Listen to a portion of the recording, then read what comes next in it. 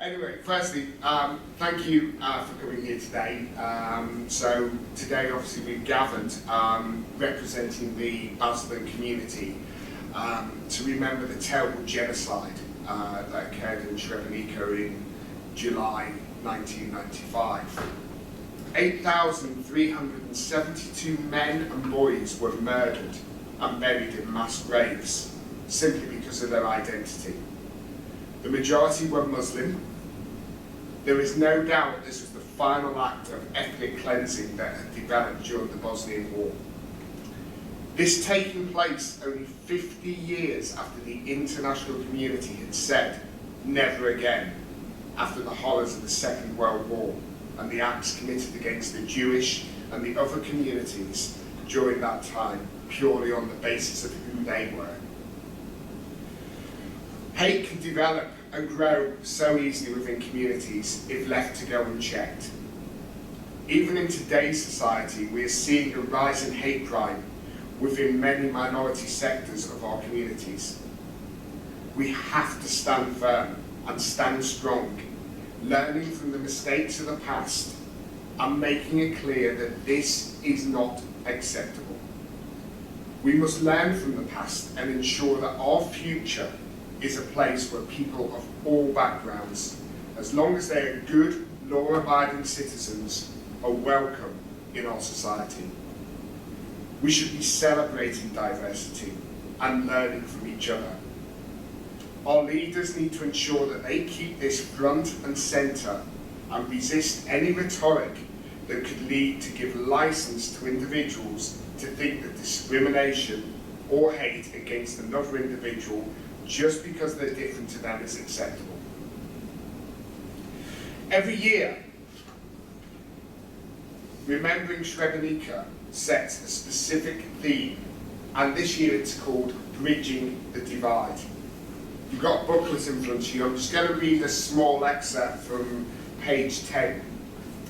So the theme for 2019, Bridging the Divide, Confronting Hate, is inspired by the famous Starry Bridge in Mostar, a rebuilt 16th century Ottoman bridge that stood for over 400 years before being destroyed during the genocide and ethnic cleansing and subsequently reconstructed. Once renowned as being one of the most integrated parts of Bosnia prior to the war, communities in Mostar are now separated by religion, with Muslim Bosniaks living in the east of the city, Muslim Bosniaks living in the east of the city, and Christian Croats living in the west. Paradoxically, the border that now separates these two communities is what should be a symbol of unity, the bridge.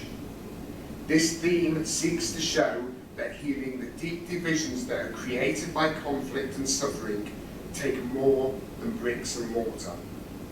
It takes the will to confront hate in ourselves, our communities and our society, not live in denial of hatred that exists or the genocide committed. We can learn a lot from these words. Let's seek to continually bridge the divide. In words spoken by the inspiration for my charity this year, Joe Cox, we're far more united and have far more in common with each other than things that divide us.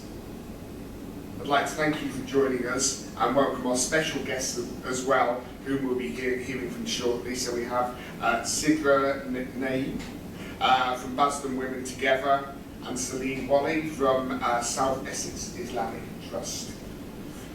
We're just going to watch a video now which will hopefully give us a greater understanding of why we're here today.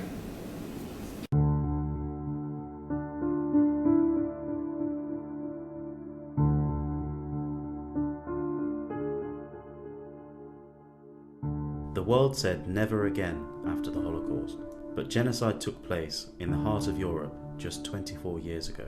On the 11th of July 1995, over 8,000 Muslim men and boys were executed by Bosnian Serb forces selected for murder on account of their faith.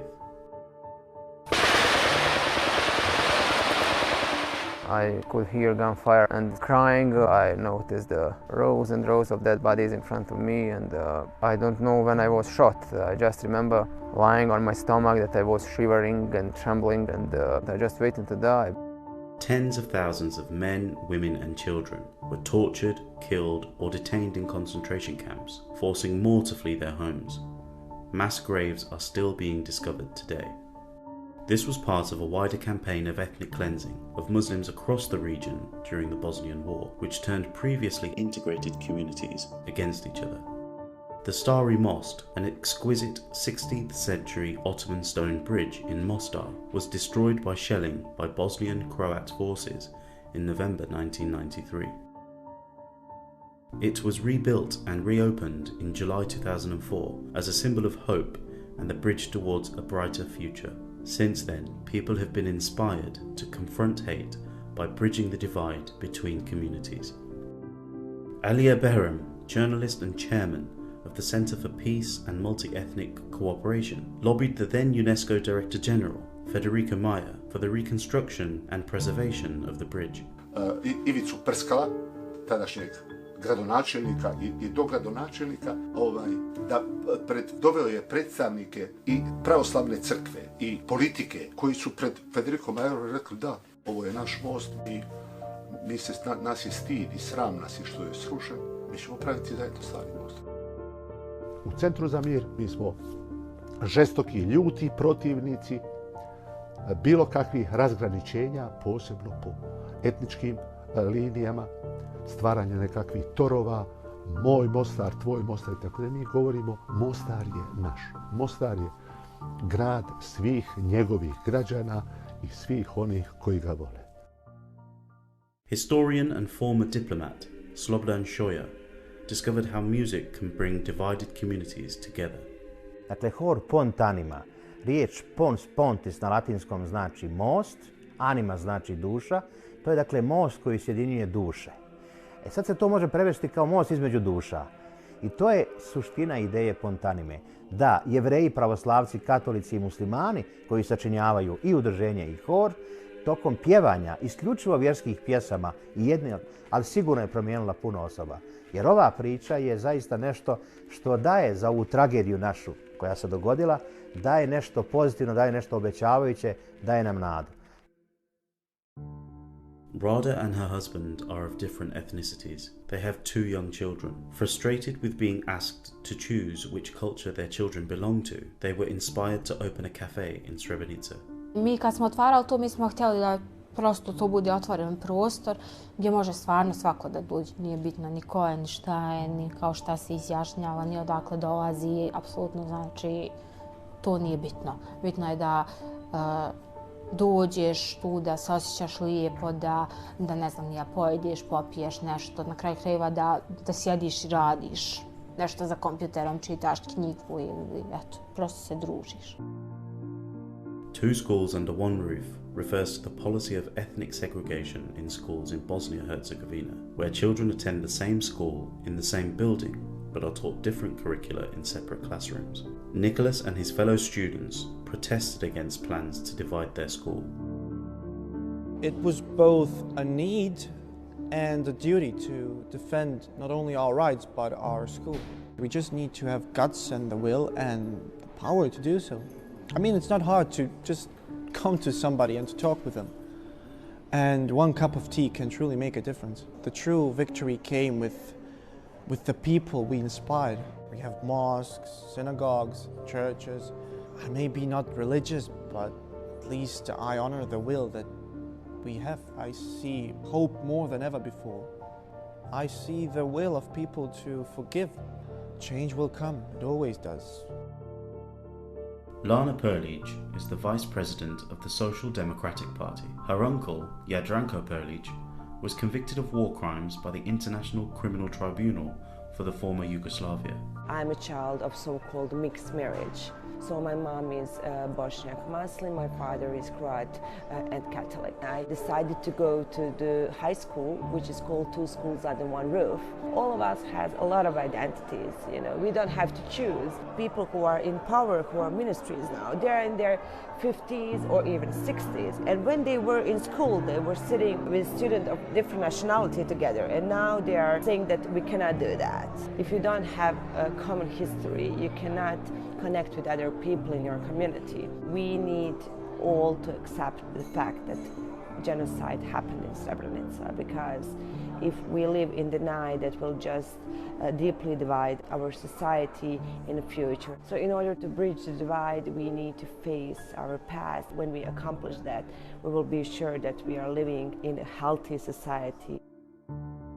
Nothing can prepare you for what Fadila witnessed in Srebrenica in July 1995, or the trauma that comes from losing your husband and son. But what is remarkable is that she and other mothers like her have never been motivated to respond with hate or anger. Proživjela sam što nikad nisam mogla ni zamisliti da se to može čovjeku desiti, a nikome nikako zlo nije nanio. Žene su silovane, ljudi ubijani, i žene su ubijane, nisu ni one bile pošteđene, i djeca također. Natoč svemu tome što nam se desilo, nije mržnja našim tijelima ovladala. Mi tjeramo pravdu da bude onako i da se zna što se uistinu desilo na ovim prostorima, što se nama desilo građanima Srebrenice. Nejad was shot during the Srebrenica genocide. He is one of a small number of men and boys who survived. To overcome the differences and divisions, we have to face the truth and to accept the facts as they are. We have to stop glorifying those who committed such crimes here in Bosnia. We have to glorify those who promote tolerance, who promote positive things, who promote reconciliations. Politics and politicians are those who separate us here in this country. Despite all I had gone through, I don't spread hatred, but I cannot hear propaganda and lies which denies that we had our brothers, our fathers, our neighbors and our relatives. Because of that, we are obliged to fight openly against such things, because every day they become more and more mainstream.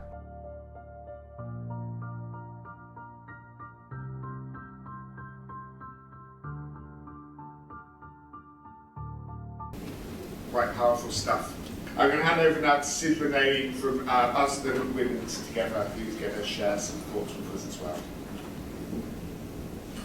Thank you very much for inviting me here today. I actually feel very privileged to be invited to an event like this, which is actually the first of its kind that I have been to. I've been to plenty of Holocaust events, but not one to do with this particular event. So I'm very pleased actually that this is taking place, and it is very, very important that it does take place actually around the whole of the country, not just here in Basildon. So it has been 25 years since the atrocity at Srebrenica. The massacre, also known as the Srebrenica Genocide, targeted more than 8,000 Bosnian Muslims, mainly men and boys, in and around the town of Srebrenica during the Bosnian War. In Islam, it's actually men and boys who are the providers, the protectors of the family. They are the ones who bring in the money, work, and then help establish financial security in the whole family. And once men and boys go, it leaves widows, it leaves children without fathers. It causes lots and lots of problems in society. So here is a recent reflection on today's world. Some of the major problems facing mankind today are wars over wealth, power and race, atrocities committed in the name of religion, media and negative portrayal of Islam leading to Islamophobia, division even within our own faiths, Brexit, the withdrawal of the United Kingdom from the European Union, which has led to huge amounts of race-hate crime, racism and Donald Trump, leaders selling tales of deceit. How do we solve all these problems? The actual word Islam means peace. Chapter 5 verse 32 of the Quran, which is the holy book of Muslims and believed to be the exact word of God, says, whoever kills one human, it is as if he has killed the whole of mankind. A Muslim's perspective is that all of mankind is from Adam, so we are all descendants from the same ancestor, making us brothers and sisters of one another. All prophets and messengers from Adam to the present day were all from different nations. Moses was from Egypt, Jesus spoke Aramaic, and Prophet Muhammad, peace be upon him, was born in Arabia. None of them were British, and yet we happily follow all their religions. A lot of saints within Christianity, who are all elevated, were also all from different lands. Mother Teresa is one of those. St. George was from Palestine. So a reading from chapter 49, verse 13 in the Quran says, O mankind, we have created you from a single soul, male and female, and made you into nations and tribes so that you may come to know one another, not so that you can make divisions amongst one another. Truly the most noble of you in the sight of God is the most righteous of you. This implies there is no place for racism in Islam or any other faiths as well. Islam rejects certain individuals or nations being favoured because of their wealth, power or race. God created human beings as equals who are to be distinguished from each other only on the basis of their faith and piety. All aspects of Islam promote peace and justice. Prophet Muhammad, peace be upon him, himself showed us many examples of this. He chose an African slave to give the call to the Muslim prayer, who was the poorest and darkest man amongst his companions.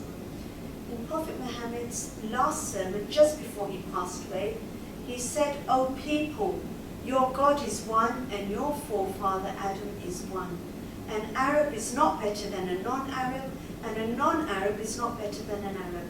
And a white person is not better than a black person, and a black person is not better than a white person, except in piety and good deeds.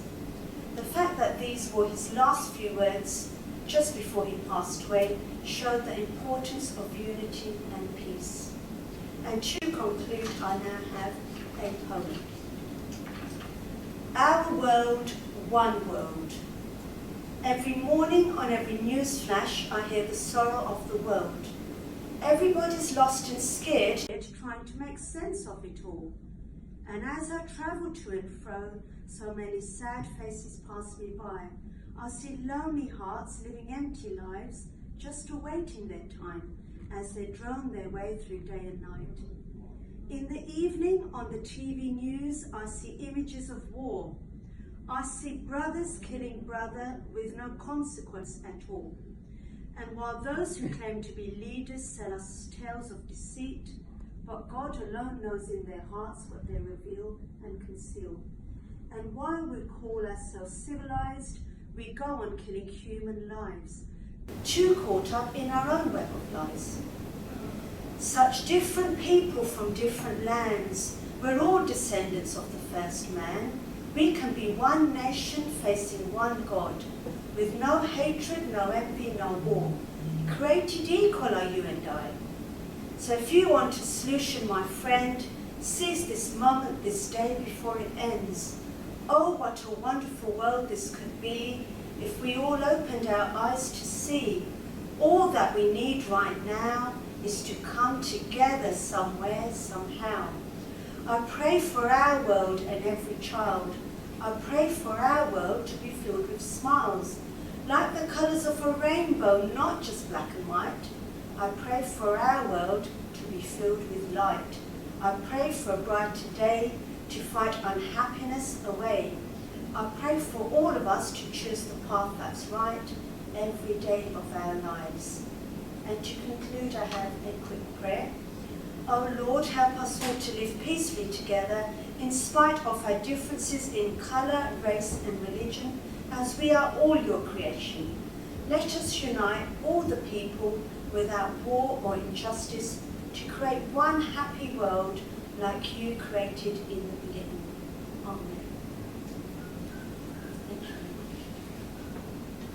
Thank you very much, Sidra.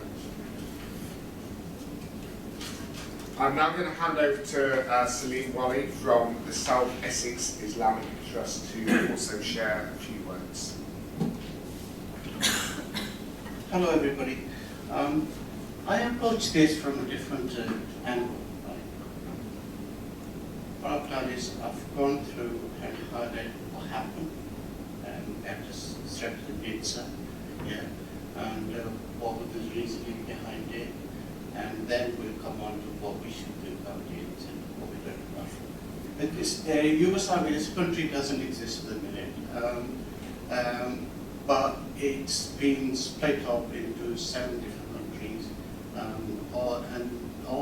when they all started trying to have their independence. First 2 were all right, but when it came to Bosnia and Herzegovina, all hell broke loose. Right? That's what's known as the Bosnian War, right? The Bosnian War was an international conflict between Herzegovina and international armed conflict, right? It took place between 1992 and 1995. The Bosnian War claimed lives of over 1,000 people and also displaced 2 million people, right?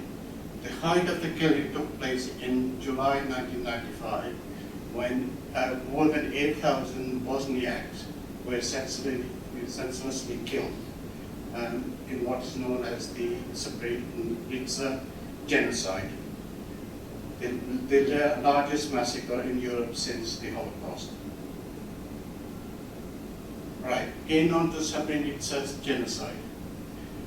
You have to remember the area was around that area, around Srebrenica, was declared as a safe zone in 1993 by the United Nations, right? And it was protected by a peacekeeping, UN peacekeeping force who wore blue helmets, right? The killings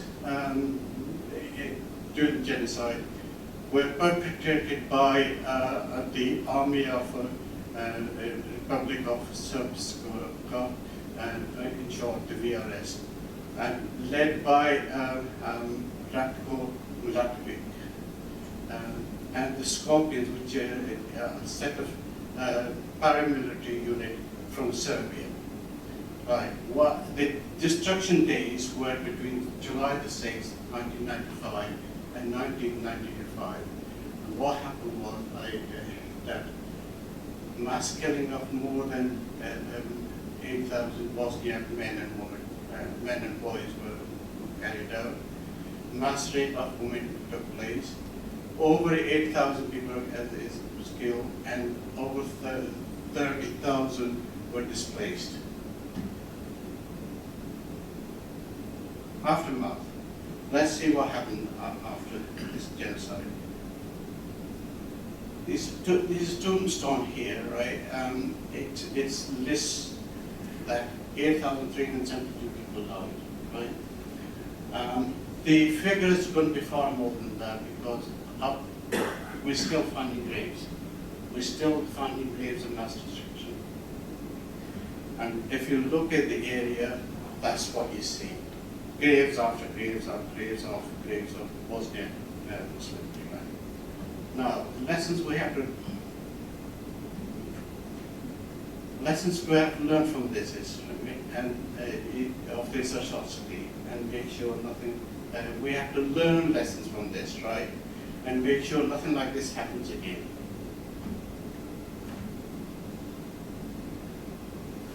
Just remember, nobody has the right to eradicate a community on the basis of its religion or its ethnicity.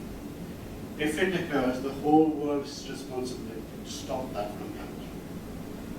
We must aim to have a community where all communities have equal right to exist within each other.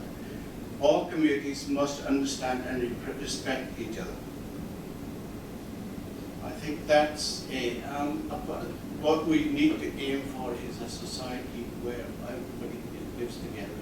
And we shouldn't pick on other people just because of their race and their ethnicity. And that's all I have to say for this. That's what we should be aiming for. Thank you. Thank you very much, Naeem. Thank you. So, these remembrance, this Day of Remembrance is taking place across the whole country today. And I think it's only fit and proper that we join others in the country who are recognising today and remembering the terrible atrocity by standing and holding a moment of silence. So if you please join me.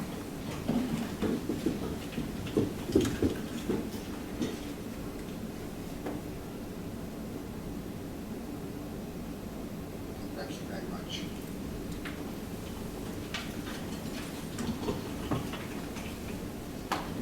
So that concludes this short but very poignant remembrance for the terrible atrocities that took place in 1995.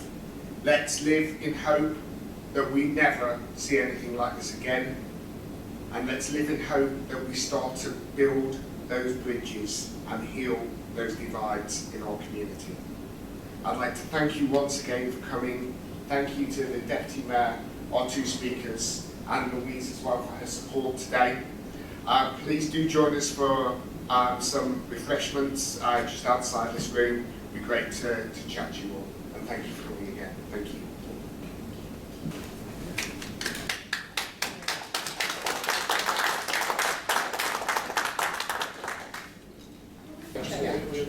Perfect, yeah. Thank you very much. That's okay. Thank you for Please.